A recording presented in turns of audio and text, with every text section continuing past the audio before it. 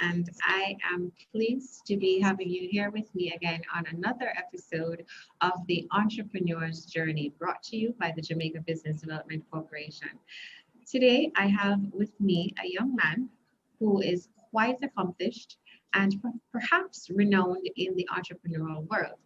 His name is Kemal Brown, and he is the chairman of Digita Global Group Inc. And he also serves on some of his subsidiary companies, namely Digita Global Marketing Limited, a Caribbean-based globally focused media marketing and technology company, and Digita Properties Limited, a tech-infused real estate holding management and development company, and Digita University, an interactive learning environment designed to upskill teams and optimize overall staff development. He has a wide range of interests. Just a short while ago, we were sharing golfing tips. He's and boxing and all kinds of things. I would say tips. But I'm getting there. I would speak on all of these things. I'm going into the full introduction of this man because I wanted to see that we're going to have a very fulsome conversation today. Welcome, Kemal Brown. I am very, very pleased to be here. Thanks, Kira. Thanks for having me. Thanks for the invite. Always excited to share. And how are you doing today? Today, I'm doing better than I was yesterday. What did I go on yesterday? Oh man, it's what's been going on for the last 7 months, I know, right? Tell us how you've been managing that personally and business-wise. So personally, still working on managing it, to be frank. It's funny, as a motivational speaker, you're supposed to be motivating. I actually put something in the paper the other day, and you're supposed to always be energized and but I think, there's a large part of self-awareness that this has brought to me personally and a lot of people. I got to know myself at a deeper level, both the demons and the angelic parts. And so it's really trying to, mitigate. For example, my personality, I'm very driven. I'm hungry. I'm only 30. I've done a lot of things in my short little sojourn, and COVID kind of put a halt on so much. So just stalling my goals was very challenging for me, just to get over that and accept that I had to stall them. There's quite a bit of fear in there and doubt for the first time in my entrepreneur journey. But I'm just being very transparent and vulnerable, right? And that was troubling. Yeah, man, that was very troubling. It still is. But, contracts we had, this was going to be our best year ever in life. But I think what I've done is internalize it to say it's going to be my best year ever in terms of self-discovery and, pushing forward a kind of different paradigm. The business side of things, I see myself as a proactive leader. We kind of immediately when announcements were made and renegotiated salaries with the staff to ensure we had a bit of runaway because I have 15 people. We're a completely bootstrap company. Started the company with $300 that we actually got from our first deal. Paid the contractor half, used my half to set up the company. That guy works for me to this day, right? So I've always been that type of guy. But yeah, so I just was really proactive. We just thankfully, we were wise with our finances since inception, and so I haven't had to let anybody go. But it's definitely been a challenge seeing contracts, dry up and business is very hesitant to spend on digital or traditional anything, right? But the business is doing all right. The business is fine. Things are picking back up. I'm very happy for that. And we have some contracts in the pipeline. Doing good work as always, as Digita's promise is. So I'm blessed nonetheless. Sometimes most of our fears are psychological and not physical. It's not real. But your mind just takes over. Shoot something. Yeah, and just run away with you. And then you have to pull it back after enough pain and agony has gone through. You kind of find your center again and do what entrepreneurs do, which is persist. Kemal, I can tell you I have a lot of young energy because just all of what you just shared was a lot, and the energy with which you put it out. I really feel you when you say that it has been a struggle for you. I get that must be really true for you to have to pause and not on your own accord, being forced in a position where you have to pause. Yeah. But I respect you for saying that, in your reflection on it, you chose to then make it the best year for you in terms of your own personal discovery. That's a big man thing. I like that. Thank you. That's impressive. It's just true. And by the way, that reflection just come like 2 days ago, so don't think I must lie, right? it's been tough, man. It's been tough. I mean, the article I wrote in the paper speaks to just having support systems and psychological elements too. But the isolation that COVID coupled as well, it's something that we really have to look at. And I think coming out of this, everyone will be way stronger. This is our 1 in 100 years activity. Unfortunately, come when everything was going good for a lot of people, stock market booming, whole heap of things going on, right? But the reality is everything. There's a poem I listen to every morning, and I recite it by memory every morning called Desiderata. And it's essentially it has a line in it that says, the universe is unfolding as it should. So therefore, just be at peace because everything's happening as it should. Even as scary as it is, even as horrible as it is, death, pain, everything, it's happening as it should. So it's either teaching your lesson or you're the lesson, Wow.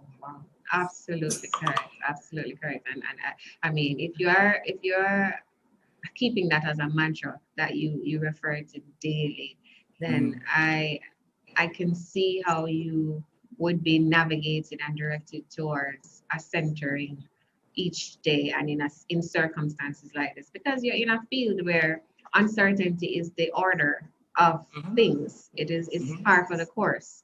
Entrepreneurship, that journey, is about uncertainty and navigating that and harnessing your external environment such that you can create what it is that you will.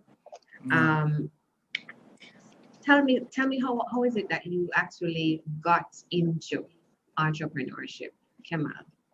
Well, I see myself as 30 years old and you're already running the head of three companies. How did that start? Well, it started as most things do with interest and what do you call it, and seeing things around you. So my dad is a small businessman, right? He runs a custom brokerage. So I grew up when I was about like 4. So I remember just vague images from my childhood, driving to my dad's business place, playing computer games. I remember knowing that he ran his own company just cognitively. This is not something overtly that was ever said. And I just remember my parents always, doing things. So when I was about 4 or 5, I went to a metal workshop. This time I went to Holy Childhood Prep. I was at Holy Childhood Prep. And I went to a metal workshop and I saw these metal balls, right? And I saw the balls and I said to myself, these look like marbles, right? And they were on the ground just scattered. And I asked my dad, or I don't remember, I asked the guy directly to bag these up for me. Can I get them, to just use them? He's always trash, And I was all right, cool. And I took them to school and I started selling them. And pretty soon, I started selling pens and pencils. And because the thing is, my dad, so we were okay, for a point financially.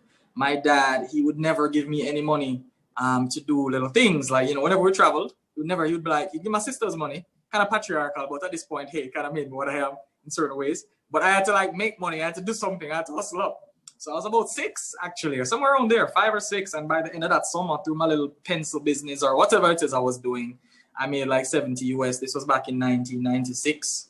So I took that abroad and of course, I invested it in something that all 6-year-olds love, Pokemon cards, right? and that was really the genesis of me kind of seeing opportunity where others didn't or weren't able to act on or weren't confident enough to act on. And that was just always me. I've always been this person. And that's something looking back, I've seen it. I've always been this guy. It's only been an amelioration or improvement or a ascension to the personality. It's not been a drastic change. And I think there is an entrepreneurial gene and DNA. So from then, from doing that, when we moved abroad, my family split, I wanted to ensure my little sisters were good. I started selling candy and snacks at school, in high school. I was just always doing things. And of course, there was, my sister was a little ashamed to do it. I was like, yo, needs are there to be done. I'm going to do it. I did. And it's just always been this thing where I just stopped caring what people thought. This was earlier in the journey where you get a little bigger, things get a little crazier, right? But, I just did things always. My first business, I would say, was when I started importing like jewelry, shambalas from China. I was importing, I had a laptop import company was on campus because I had to pay my school fees and buy books. And I was just always someone that found, solutions to problems. And I had the ingenuity and it wasn't even that I was inventive. I just saw people doing it. So I was like, well, I can do that too. And I just did. And, a lot of opportunities came from that. And that's where I kind of built my early muscle, getting a lot of no's, not being scared to step up to somebody you don't know and say, hey, this is my product, this is my service. What do you think? I remember, I used to love watches. I still love watches, right? I loved watches. And I remember I bought this, whenever I buy a watch, I bought 3, right? So I could sell 2 and keep mine and come out 0. So I didn't spend any money to get the things that I want. Early on, this is like 16, I just saw a lot of things differently than a lot of people. I realized I just always saw these little things, and I just moved on them, and that's how I kind of moved through life for a while. And now, it's kind of led me to where I am. Where Digita is concerned now, that was when I said to myself, let's do a real thing now. I had enough knowledge. I was working in corporate transformation. I worked in gender studies. I used to lecture at the University of the West Indies, just lecture at UCC. But I always loved business. I knew that's what I wanted to do. I did my master's just because I got a scholarship. I was top of my political science class. So I did my master's just because a lecturer said to me, just do it free. I did not want to do that. I just wanted to do business. But no, it helps, because I think I'm the only head of agency with a master's in comparative politics in my field. We do a lot of work with the government, so it really helps to kind of bring across that additional value proposition in terms of the marketing company. So it essentially, it's just been a trajectory. A lot of failures. I mean, a lot of other businesses failed. I had a small loan business that failed. I had a business importing technology that failed. The first one with the Shambhala thing, clearly that failed. Because you're just doing early, you're just hustling really. But when I started DGM, I had enough corporate experience in transformation and realigning companies. At that time, I became an organizational consultant. I was a speaker at that point as well, so I was learning a lot about leadership management, all of these things. And at that point, DGM came into being when I was ready to really do something in a manner that would be excellence. Our philosophy is Kaizen at the company, speaks to perpetual improvement and getting better daily. And that's what DGM was. It really was my manifestation of where I was at that point, but also my desire for greatness. And we started the company. $300 I said we got it from a customer. I paid the designer half of the money, took half and registered it. I think at that point, 20 grand to get the logo done. Now I had no money. Well, I was all right. I was saving, I was investing, I was building a certain mindset. That's all right. But I did, had a little savings. But I decided I was not going to use any of my money in the company. I decided the company must stand on its own. A lot of people look for investors and they look for this and they can't start without this or that. I was like, this is a true startup, bootstrap, let's do it. So I've never taken any outside funding. And Digita is a $1 million US company. I've never taken any outside funding. I built the company from scratch. We have 15 team members. We've been up to 20 at our heights. We've done tremendously well in many areas. I mean, I've provided employment for over 65 people in the Jamaican economy. We've served over probably 100 customers. This is in 4 years of the business. We didn't buy company. Digita was started 4 years ago. Yeah. We didn't buy company t-shirts till month number 9. I was just a real little cheapskate, right? I know a lot of people like to brand up and stuff. I had no company t-shirts. I legit wore about 3 black polos. I'm talking about clinical financial management, something that a lot of people are not willing to talk about. When you just start something and you need to ensure that the most important thing is the advancement of the company, not yourself, or not trying to be hype, or not trying to be out there looking good. I actually wanted to be good. I value authenticity. And so being able to pay my staff every month without fail was always something I prioritized. I've never failed in that regard all this time, even throughout COVID. Because I believe, end of the day, business exists for people. Business exists to create opportunity and add value to the marketplace, not only to for your customers, but for your team members as well. And that's the best way you can actually help Jamaica right now, to actually keep your team members employed, so it doesn't build up on the debt vacuum that's going to suck the country dry if it is that as entrepreneurs we don't keep our people employed and they can't service their bills. There's been so much in DGM, man. You'd have to ask me more specific. So hold on, Kemal. Yeah. The Digita Global was started. Marketing was started 4 years ago. Yeah. And we can consider this your first formal enterprise that you'd have started. So help us to understand how it is that you formulated this philosophy of or this approach to bootstrapping, as in making sure that the business, as you said, was going to be built on its own income, it would generate its own progress, really, and being so lean with your approach. Tell me, what was it that helped to form that? Is it that you were learning? What were you learning, and how were you learning to inform this? I think one of the greatest things any entrepreneur can do is start reading, right? Yes. I liked money. I don't love money anymore, but I used to like money now. When I used to want to learn a lot about money. I think everything begins with yourself, Leaders, the person that starts a company, that's who determines how successful the company is. End of the day, you can blame economy, you can blame this, you can blame it's all about you. So for me, I was reading Rich Dad Poor Dad, I was reading The Richest Man in Babylon, I was reading Tips of Financial Success. I was just aggressively trying to understand how money worked because I wanted to get out of a certain situation I was in my life personally. I wanted to be free. I never wanted to be broke. I never wanted to struggle anymore. I've been there. I was like, I'm getting a little opportunity here. I'm going to do this. It's never going to reach me again. And so I made proactive steps to equip myself with knowledge. You know, most empires are destroyed by the third, fourth generation because the knowledge is not transferred to the kids or to the persons that are managing. Many people don't know that. That's why businesses don't last. Even if entrepreneurs leave, the original starters, oftentimes they don't last past a couple of years because the managers don't remember the pain. They don't have certain experiences to be able to, regulate themselves in a certain way. So I read a lot. I learned a lot. I'm still reading, still learning. But at that time, I was voracious reader, right? I had a serious appetite, man. I was knocking out a book a week. I'd read certain books and get emotional how much I love the business, right? Like, oh my God, this is so cool. And like tears come out of my eye when I see how some man overcome struggles and stuff. And I said because, it's a hell of a thing when you achieve certain things, and it's like, man, what is next? So you're in a pensive state versus that just, oh, wow, this is really what I want to do. And, that was really it. I read a lot and I really was lean. I mean, a lot of people want to start up and hire people. If you have no money, how can you do that? I think one of the main things is being pragmatic. If you have no money, don't do that. Do the work yourself. Stop being lazy. And you have to stay up. This is what I did before I even started DGM. I took an online course every night when I was working for persons. Every single night, I read minimum of 5 articles a day on my craft. I did that for a year. Logically, I would be the best. Logically, I became the best in Jamaica. I was on every panel. I've given over probably at this point 200 talks. That is in a 4-year time. So you can imagine just at 3 talks every week on digital and whatever. It was surreal looking back at it. Just the amount of effort and grit and work I was doing. My name was everywhere. I came back to Jamaica when I was 17. I didn't go to high school here and I knew no one. And my brand is very large now in the context of being known for what I do well. And it just speaks to, following the process. Don't really care about the naysayers. Don't really care about, what you don't know. Go deep on what you do know and keep going deeper by learning and continually improving. And the universe will reward you. I mean, it's really, there's a process to success. There's no secret to success. There's only systems to success. And people don't want to follow the system. People want to think there's some missing link. It's just hard work and discipline. That's it.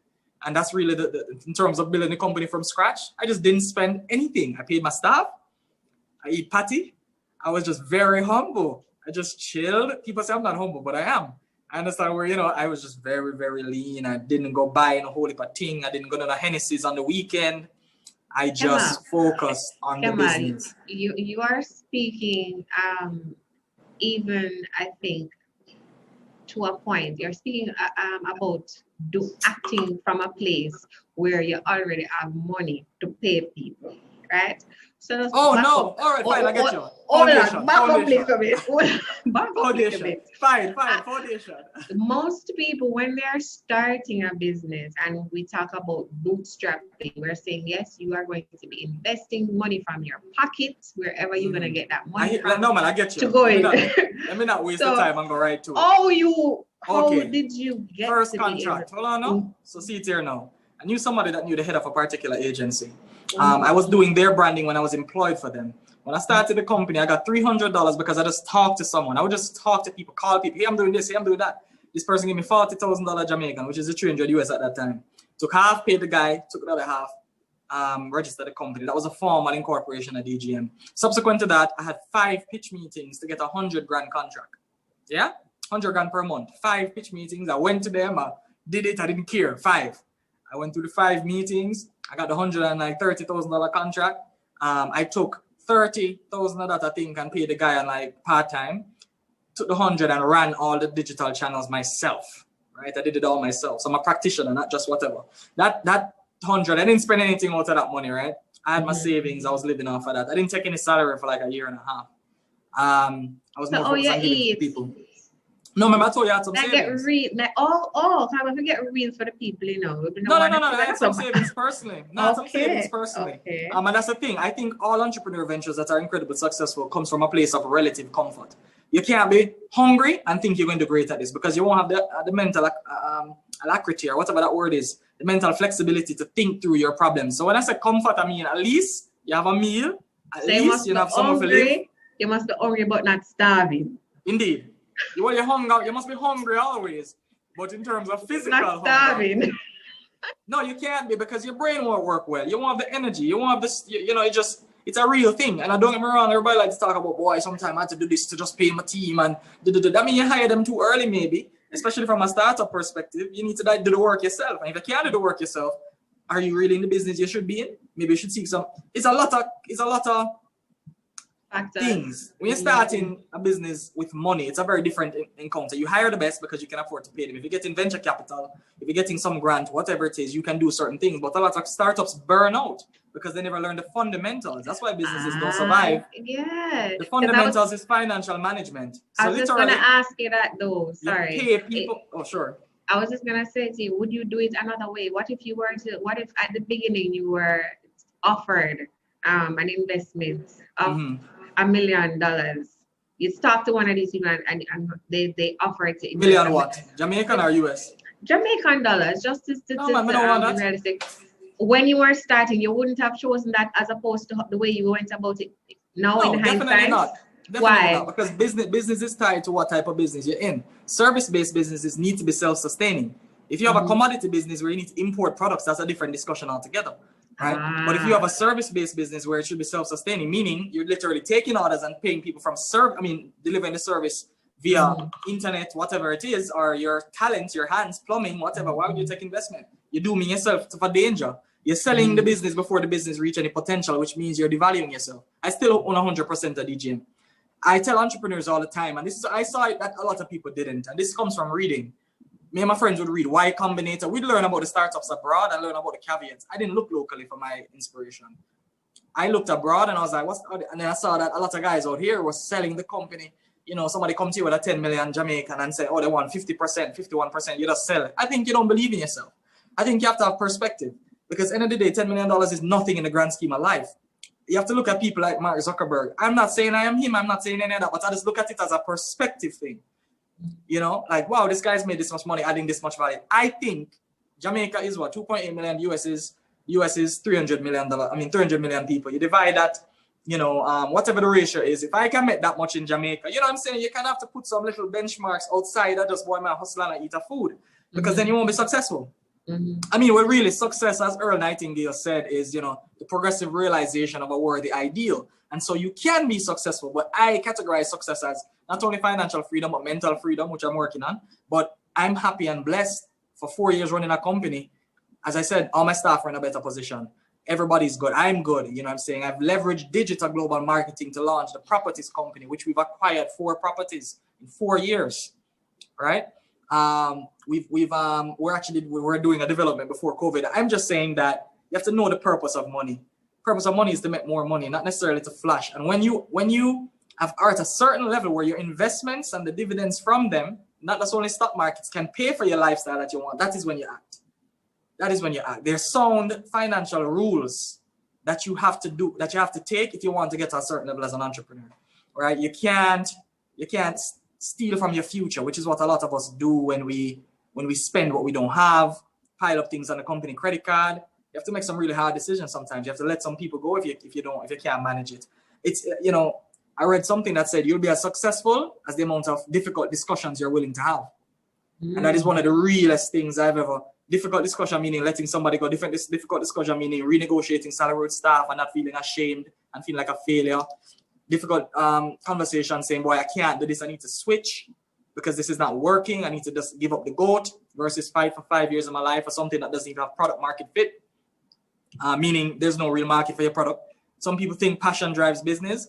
I think, my opinion on it is changing because, I wouldn't say I'm the most passionate person about digital marketing, right? I just saw an opportunity, became passionate through becoming a master at it, and I saw the dividends. I was like, oh, I'm getting some money over here. So I stuck with it. But I think the greatest thing you can do is to find an alignment. What I love is entrepreneurship, creating solutions, solving problems. That's my thing, right?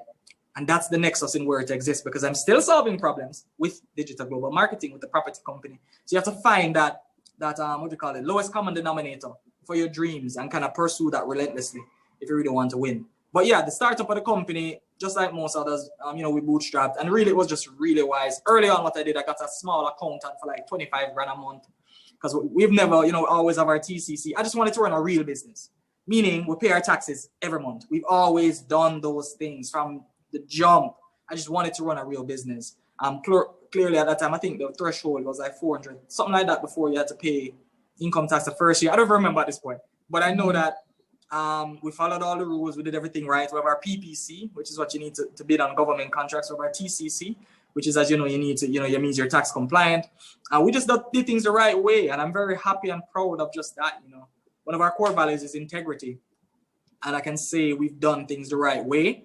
And, that makes the success even more sweeter. And I don't by any means think that we're huge. I mean, we're a relatively all right company. We have a lot of growth to go. We haven't IPO'd yet.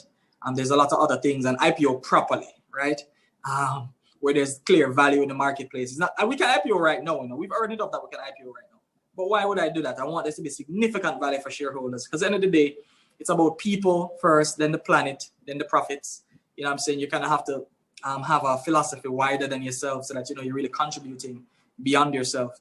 And I want all my staff to be like, when I give them the shares, man, and that hit the market, them feel very good. Like, oh, it was worth it for those that have been loyal to the firm. But I mean, the entrepreneur journey, it's tumultuous. It is tumultuous. That is all I can. It is painful. There are nights when, man, I remember one time 4 people quit one time on me. This was when I had probably like 6 people. I stayed up for the whole weekend and structured things and automated. But you see, every challenge comes with an opportunity.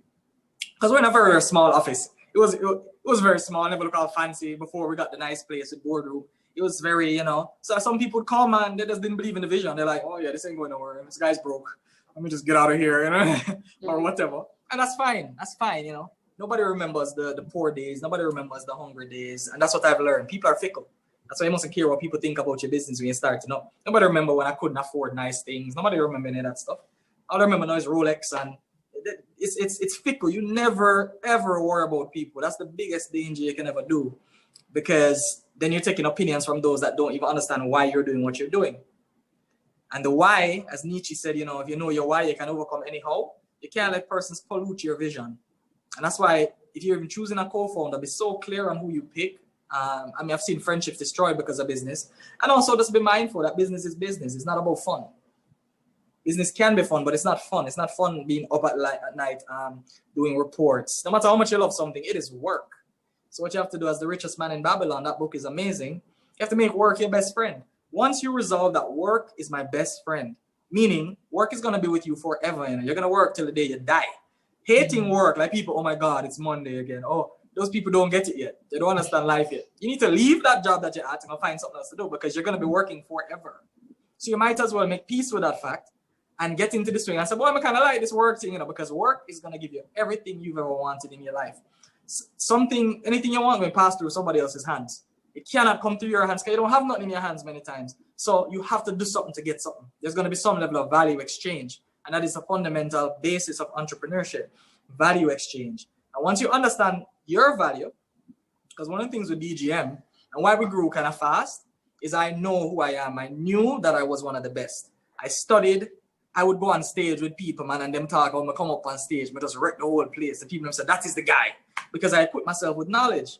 And once you have the knowledge, you have a bit of charisma, which I also trained on. I listened to Les Brown every single day for a year. I literally became that guy. I could speak his speeches back. I got his charisma. You have to go and train in an entrepreneur boot camp if you want to be great. You have to pick so charisma is one of my talents, right? And speaking. I trained for that. I didn't just get up and say, I'm a great. I used to be shy like everybody else. I used to have butterflies. And what I did is I did a cognitive reframe, and I said, well, the butterflies mean I'm excited. So when I've spoken locally, even internationally, I've spoken in a room with billionaires. I've met tons of people all over the world. I've spoken in like 20 countries at this point, all off the back of DGM and just committing myself to excellence. Because your gift will make room for you. If you do well, it will make room for you. You don't have to fight yourself. And matter of fact, the moment I relax and just focus on the craft, there's a principle, and I know my thoughts are all over the place, right? Kind of eclectic mind. There's a principle I read about last night called, what is it? Obliquity. And what it speaks to the fact is, when you want something, don't go after it. So for example, if you want happiness, don't chase happiness, chase daily activities that will eventually lead to happiness. It's basically saying another way is the process. It's another way of saying that the process gives the result, but focus on the process. Don't focus on the result too much. Know where you want to go in. Because I think the most successful days of DJing was when I didn't care about the money. I was just so focused on giving the value. And then I end up looking at the bank account and I'm like, wow, we've made a lot of money this year. So I know, as weird as that sounds, clearly you must have your target, you must set smart goals, you know, all the rhetoric, you know, I know all of that stuff too.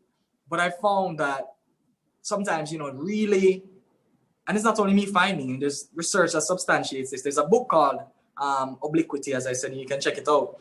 But I think there's a large level that when you focus on the day-to-day, meaning, you know you want wealth, you get up, you make 10 calls that day. You don't focus on, I need the money. You say, I'm going to make 10 calls today. I'm going to check in on my team. I'm going to ensure everybody's good.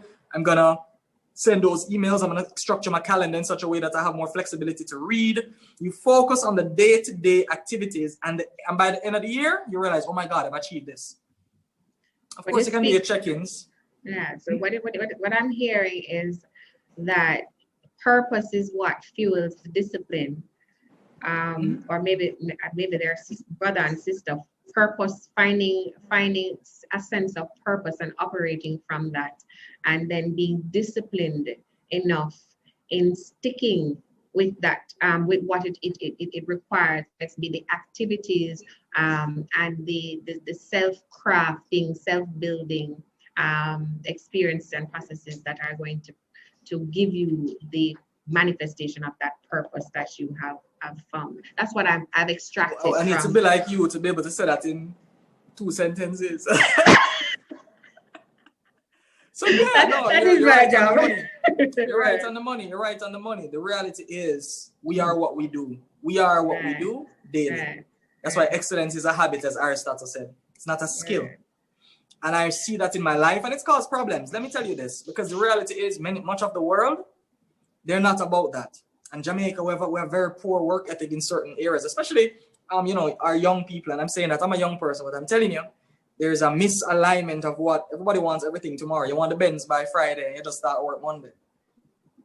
Delayed gratification is still gratification. And can I tell you, it's much more gratifying.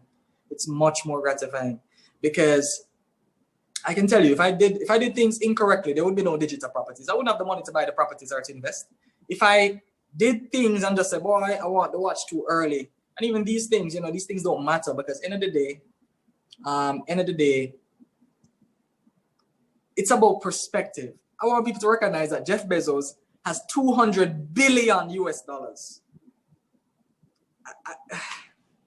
When you get that level of perspective, we can't wrap our minds around that kind of figure. No, you have to try to, because otherwise you make $1 million and you make bad business decisions. You think you get $1 million from an investor and you say, oh, $1 million, why? I'm a millionaire now. No. Stop yourself. What is $1 million Jamaican dollars? That is 1,000 products at $1,000 price point sold. That's it. That is 100 products at $10,000 price point. That's $1 million or something like that. I don't remember. I don't know if I'm right or 1,000 something, but you get my point. I don't do much. Don't ask break it down in such a way that it becomes achievable. You have to break it down in such a way it becomes achievable, and then you get perspective to not sell your soul for pittances. The amount of people come to me for digital and say, boy, I want to invest, you know, can give you office space. Mr. Keep that, man. Keep your office space.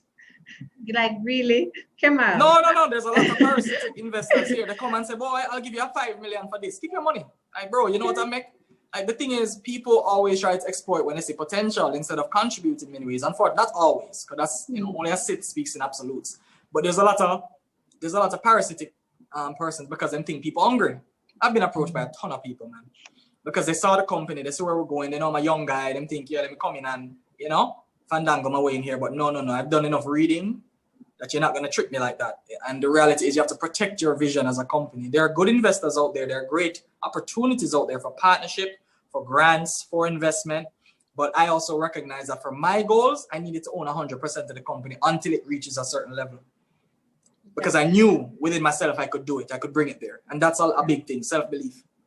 Kemal, before you go on, Kadian is asking in the chat, she wants to know, how is your business surviving especially with clients not spending in the time of COVID?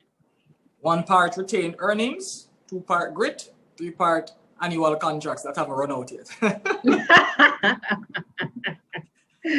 Retained earnings, wise financial planning.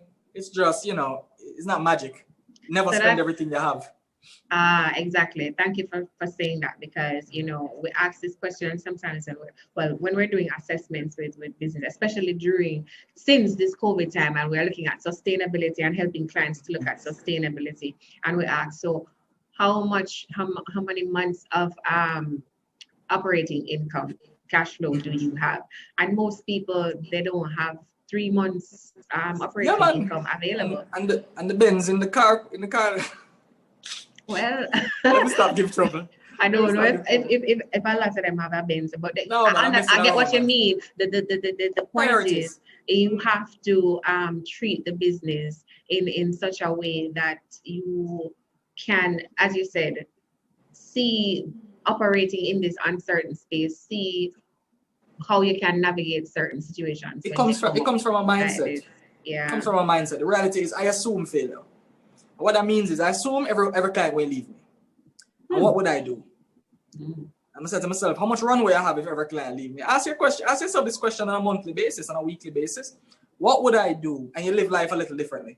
Especially me, because I'm my own safety net. You understand me? I don't have any rich uncles, and I am my own safety net. And so you live life a little differently when you've been in some serious situations. And that's the reality of the thing. I mean, I know entrepreneurs that got $1 million US investment and burned through it because they know that daddy would catch them.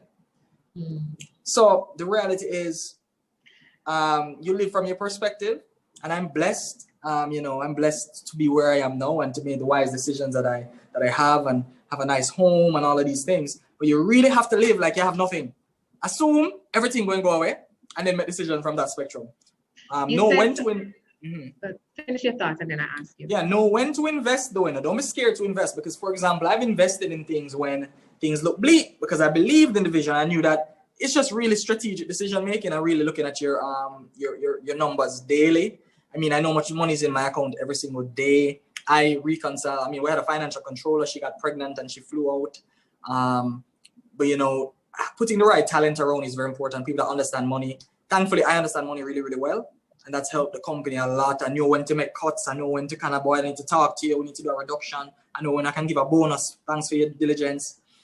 You have to really just be astute as a leader and learn about money management, because capital is life in a business. That's it. So you need to learn about that, how to preserve it, how to advance it, how to invest in the stock market with your capital and take a risk so you can double it. So you have the money put down in case of anything. Not now, all right? But in the past, you could get some serious money from the stock market. I've done IPOs with Digita's money and invested for the company on the company's behalf and earned. So, I mean, there's just 1,000 things that, you can do. Survival is really tied to mental flexibility. And so you have to just look for options that exist. And you might need to pivot. You might need to change your business model altogether. You might need to get out of the business that you're in, because you're in tourism right now and that's dead, possibly. If you can't get out because you've invested, talk to your bankers, get moratoriums on your loans. Do everything possible to maintain, because thriving in COVID right now is just surviving. Yeah. I hope that answers you fully, Kadian. And I mean, anybody else who wants to pose a question, you're free to do so in the chat. We're going to pick it up. If you're also on Instagram, we're monitoring that as well. We'll pick up your questions and throw them at Kemal once we have the time. Now, you said earlier on, Kemal, that knowledge, and I wrote this down. You said knowledge is not transferred in businesses, and that's usually why they fail. Maybe after the 3rd or 4th generation, because it's not passed down. And I wanted to ask you what it is that you are doing in your company now in order to ensure that the knowledge is transferred and that continuity is embedded. Last night I was saying not last night, like a week ago, I said to myself, if I die tomorrow, there's certain company passwords, knock on wood, and there's certain company passwords that, access to certain things that somebody would need. I said, I need to put this down somewhere and put it in my will in case of this person, so the company can continue. But that's just a thought, right? But the reality is, in terms of the knowledge transfer, that's just how deeply I've thought about it. Like death, that's a final thing. What happens if I die? And what happens to the company? Or the passwords, how would it run without me? So what we did tied to that thought and the knowledge transfer, we created, well, from the beginning, I knew about SOPs, which are standard operating procedures, right? We created those for the company, for every department, every process, even before there were persons within those departments, right? So before we had a customer relationship department, I write all the SOPs for how I wanted it to run. And I used to do this for big corporates too, so I had some experience. The SOPs, in the last year, we've digitized them. So we onboard staff at Digita in 2 days maximum now. In 2 days, all the knowledge is transferred to your head. Because we've automated it, videos, we actually use Digita University as a platform to help businesses automate that. So we do the videos, we do text, we do infographics, all of that, and then we quiz persons on the corporate culture and all of that stuff to ensure it's embedded. Pass a certain score, you have to take over the whole course. So we use very many tools. There's one in particular called Process Street. Process Street is essentially just that. It's a digitization SOP tool where you can check to see if team members have gone through every process to learn whatever it is that you want them to learn. And that's one that has been transformative, right? I mean, literally, my HR can just go in and see who's doing their daily task or not from one dashboard to see if they're actually following the steps that we've indicated. So in 2 days, you're acclimatized to DGM's culture. That means I can fire faster if you're not a good team member, but it also means in a short time, you're adept, you're up to speed, you're speedy. Even down to how we write emails, there's examples, there's videos of how to write an email at Digita, tone that you should use, how you should end our email. We've got that granular. Up to the top level, which is how do you do your day-to-day task as a social media manager, as an account manager? What's the tone? Here's a draft email to send to the customers. Just change out your name, change out the project name. That's how you introduce yourself. So we've gotten so granular. And we actually were up for the National Quality Awards as a 3-year-old company. The youngest company was 7 years. We were 3 years old. We're up for the National Quality Awards because of our infrastructure. We have even energy policy we've documented, even when we're not an energy. So my point is, it's a real company, right? It's a real company, and that's what I'm most proud of. We have policies on everything. Everything is documented for ease of knowledge transfer. So even if something was happened to me, clearly the knowledge that I have, not all my team members have it, because I only have one management level team member now, because my financial controller, as I said, she got pregnant and migrated. But the company can run. Everyone knows the processes is very transparent. We use a lot of tools, and there's a flow at Digita. There's a flow of things. Things flow in a certain pattern, and persons are aware of it. And so it just makes the business run smooth. I mean, to be honest, everybody that comes to the company says, they never worked somewhere like this. It's just so smooth. Everything's so clear. Communication is so clear. In this virtual environment now, we have a 15-minute response policy. We always have, because we've been virtual since 2016. I always just let team members come in for FaceTime. We have a 15-minute response policy. So when messages are sent in Slack, which is our primary communication tool, we don't use email anymore at Digita. From 2016, we don't email each other. That's like backwards. And yes, I said it. Everybody needs to use Slack or something like that. It's amazing. So within 15 minutes, all team members have to respond to messages, high levels of accountability. You're going to lunch, you take your lunchtime anytime you want. I don't care about that stuff. You're an adult. I don't think I should be telling you when to take lunch like in high school. And you just put, away from keyboard, and everybody knows but you remain close. It just policies, really and truly. It's just really thinking about how do I create an environment where I have access to my team to be able to deliver on the customer's promise, and my customers feel as though they're never forgotten.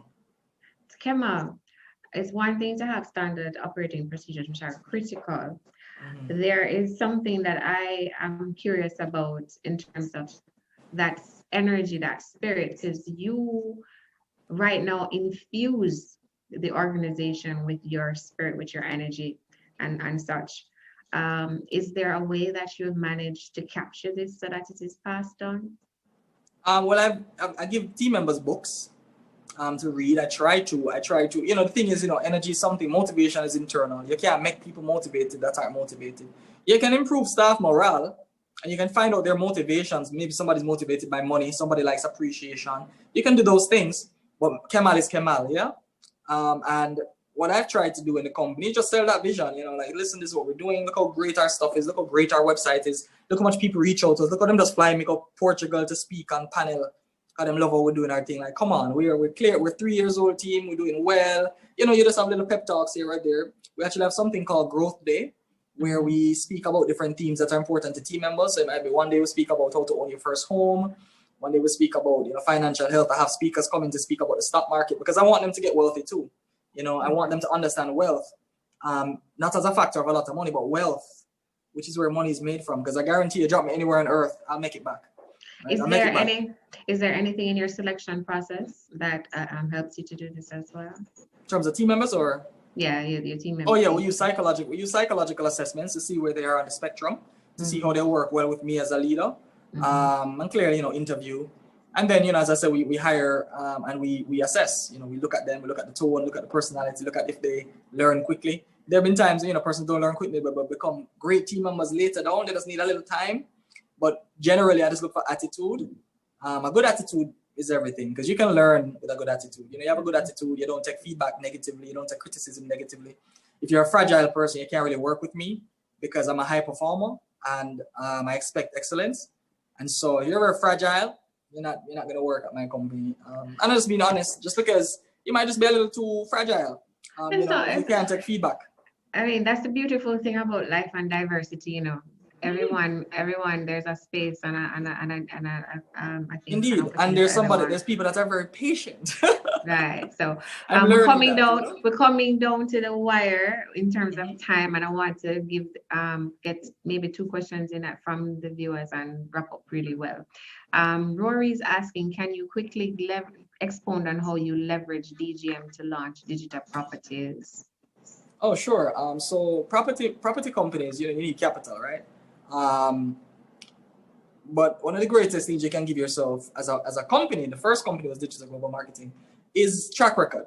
You want to have your audited financials every year, pay for it, and get it done by a reputable company. So it gives you proof, social proof in the marketplace. When you go to a bank, the bank respects you. That's the main thing. You need bankers to respect you, right?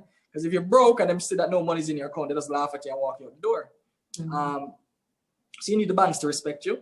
You need to have a public image that is respectful as well. When they Google you, they don't, they're like, oh, this guy, whoa, he knows this. He's always been talking to Michael Leach. Because believe me, perception many times advances your reality. I know people say perception equals reality. Perception advances your reality too, right? So you need a public image that is trustworthy. You need to be a trustworthy person. You need to be a concurrent and a congruent person, honestly.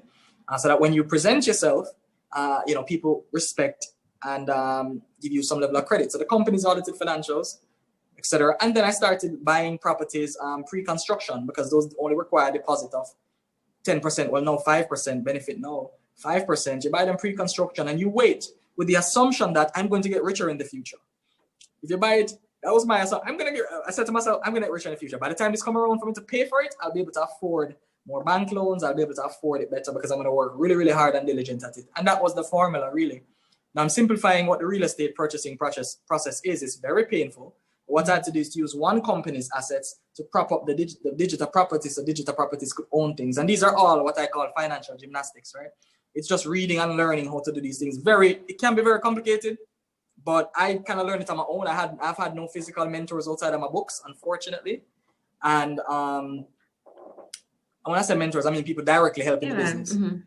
So it's really gymnastics. And I mean, it's something you have to just have one great company. You can always segue into 20, because one will validate the others, especially if they have the same name, right? Fair enough. Thank you for that response. I have another question from Instagram. It's Katie on this time, asking, have you experienced any pushbacks being an entrepreneur? I'm not sure what she means. Every day. She means probably like challenges. Every day, man. Like every 5 minutes, probably like you're having a great morning. You wake up like, oh yeah, what a great morning. Client call you. Why are you not doing this? You guys aren't doing this. I'm like, excuse me, well, none of my clients started me like that. So let me just say that. But they're like, Kemal, morning, what's going on? We noticed this not being done. I'm like, really? All right, let me check on this for a second. You're not pleased? Let me check on it. I'll get right back to you. My morning was supposed to be grand, Supposed to have little tulips around flying. Or a problem, I get a call, I don't get a contract. Or a contract gets cancelled by the government. Or a client is in COVID, has happened many times. And Kemal, we need to cut your retainer because things are hard on us too. It's just you have to become so comfortable with pain as an entrepreneur. It must become like your friend. Like pain and agony must be right next to you. So a lot of persons think, Sorry, a lot of persons think. Has COVID been your biggest challenge so far? Oh yeah, man, definitely. So the thing is, people say uncertainty, right? Like, entrepreneurs deal with uncertainty. Not really. If you accurately predict the market, know your product is good, there's certain things you can be certain on. If you get me? For example, that certain competitors are not going to put out as much effort to do a 100-page document to win a contract. I know I will. They won't. So there's certain things I know I can get away with, right? And but then COVID now, it's a complete different level of uncertainty because the market itself is crumbling, the market itself is holding, and we haven't seen the bottom end of it. I would tell entrepreneurs to really hold the capital. We have not seen COVID yet, because the banks have been giving moratoriums on loans. Debts have been held, but they're not going to be held in the next quarter. So it's going to be pretty sticky. So hold capital. But yeah, COVID has been the hardest challenge, man. I mean, it's because it has incapacitated me in a way. I can't even go to a client to see them, to give my energy like I normally do. You know what I'm saying? I'm somebody that likes interacting. I've not been able to do that for 7 months. Contracts haven't been coming in because persons aren't spending. So you have to kind of align your company differently. And at the same time, we have gotten contracts as well. We've looked extra outside of the country. We actually worked on a political campaign in Bermuda recently that was really, really well received. Great job by the team, big ups. And yeah, so we've been looking externally and looking internationally to try and pivot out of that. But people are suffering the same thing globally. And it's just an it's a time of uncertainty, which I predicted for in a way because we have retained earnings. Even as a 4-year-old company, we're weathering the storm relatively well, apart from them CEOs stress out. But the company's all right, and I'm very blessed for that. I'm gonna throw a double-edged question to you, well, two-pronged question to you, in the hopes of saving time. So you said that oh darn, I forgot the first one. I wanted to ask you, the second one is about where digital is going. What is the vision that you have for digital? It is Digita Global. So I already get a picture that you're looking to go big. What is the vision? Definitely. Where are you going? Well, definitely. I mean, the first place I want to really get into heavily, and the thing is, you have to pace yourself. Rome wasn't built in a day, and if it was, the foundation would have shaky. So you have to pace yourself. I definitely want to get into North America, get down more into Latin America. The Colombian government actually flies me there every year to meet with. We bought services from vendors in Colombia, and leverage them in Jamaica. I definitely want to get into Canada, United States, and certain areas in Europe. But the reality is there are certain natural barriers. First off, being that you have very, very high levels of consistency on the ground, meaning team members are, very, very sharp. There's an infrastructure you have to build before you go global. But the company is definitely trying to be a global actor, even if it is that we have even just one client in 20 countries, one client or 20 clients in 20 countries, essentially, just to kind of build out our footprint. But really and truly, where the group is going, it's trying to add value regionally through its varied elements. The 3 companies that exist now is not the only 3 companies that I have in mind. The real estate company, for example, is going into property development in terms of building low-income housing. A lot of these things have been stalled because of COVID. We had a 400 home project that we're working on. And as I said, these things are just from getting to a level of success, people trust you and you can then get in the room to seek investment, to talk to the big guys, and they believe you because of your track record, because of your brand. So here I am going from never building a house to looking at a 400 house project, and I have investors lined up and we have the land that we're ready to acquire. And you can push your dreams to a point, and even then you become more confident as an individual because you say, I've done this company, I did this, I did that. Oh, come on, Kemal, I know you can do that. I know you can push yourself there. And that's the self-taught that I give myself. And, so we're really just pushing the boundaries. We're definitely going to evolve into a technology company more so than a marketing company. If you would have seen our virtual work guide that we put out, which is on our website, for free of cost, we gave it to the marketplace. Very, very, very powerful guide. That's from all our lessons learned over 4 years of working virtually and how to make a company really run more efficiently. A big thing with virtual work is you save your staff travel time, so you save yourself money, you save yourself utilities. It's just the most lean approach, to be very honest. And companies that started up and had to pay rent, you've already destroyed a lot of value because you're putting that in somebody else's pocket. Yes, you're helping the economy because you're circulating capital, but you're not helping yourself. So there's just a ton of little things, in business that you have to kind of learn. And a lot of it is based on experience or having somebody smarter than you tell you. But the company, we really do want to go global. I see us contributing way larger in a way to the region. And, just continue to build our client base and continue to, sell the promise of Kaizen regionally, helping people to really achieve their goals in a dynamic and creative and innovative way. I remember the question that I had for you. It was, Okay. you said something about earlier in the discussion about this is the 100, the event of that occurs every 101 years, Mhm. meaning this event of COVID and how it disrupts the entire world.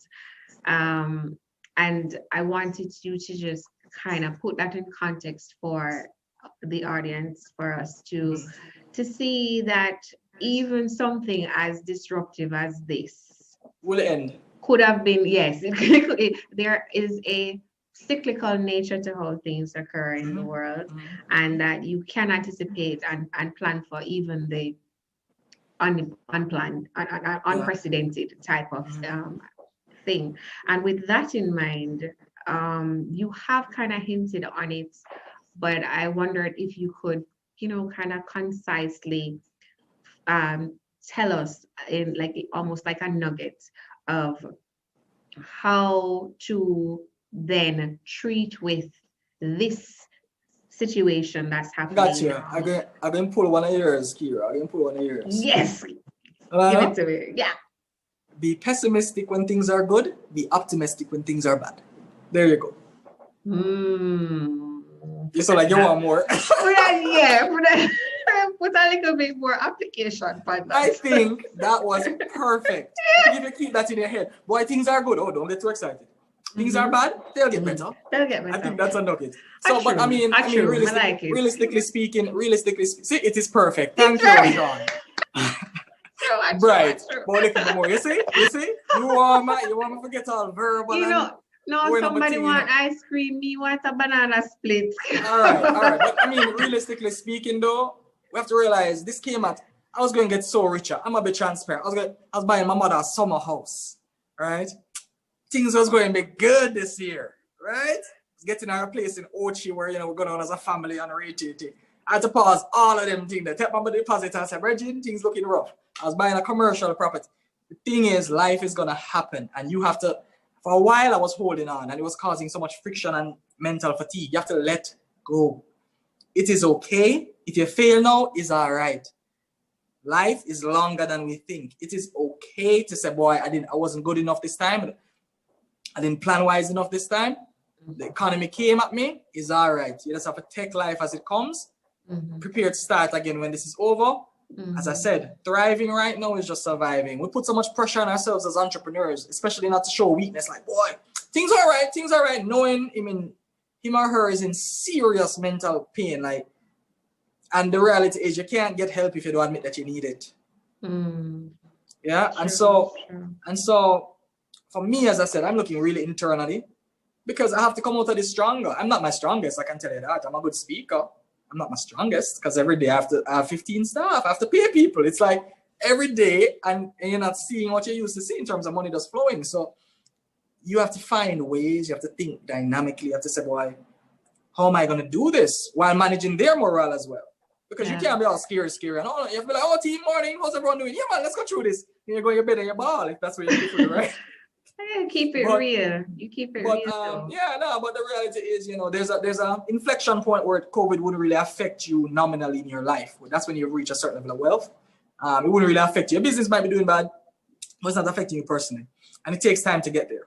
Yeah. And so I just encourage every entrepreneur, if you are a real entrepreneur, look within in this time. I wrote an article in the Lean. 1 minute to say that. Yeah. Oh well. Yeah. Just really check in with yourself. Check in with your support systems. If you don't have any, find some online, talk to a counselor, do what you need to do because at the end of the day, you have to survive. And then you can thrive later. That's all it's about. Entrepreneurs about persistence. Give up, but give up the business, but never give up the dream. Wow. Right? That's perfect. That is perfect. Nugget, punt up, and nugget, punt up, and nugget. You dropped them, Kemal. You did. I'm happy you enjoyed. Yes, and I think our audience is also just as satisfied and feeling gratified for the time that they've invested in listening and sharing in this conversation. So I just want to say thank you very much for being with us today on the Entrepreneur's Journey. Kemal Brown, chairman of Digita Global Group. Yeah, I like all that sound. Me too. That's why I named it. Later. see It's my you. pleasure. Yeah, man. It Thank was you, my pleasure. and take care of yourself. I And am. we'll be in touch. Thanks much. Have a great one. Bye Yeah, bye. man. You too. Thank you guys for being with us for another episode.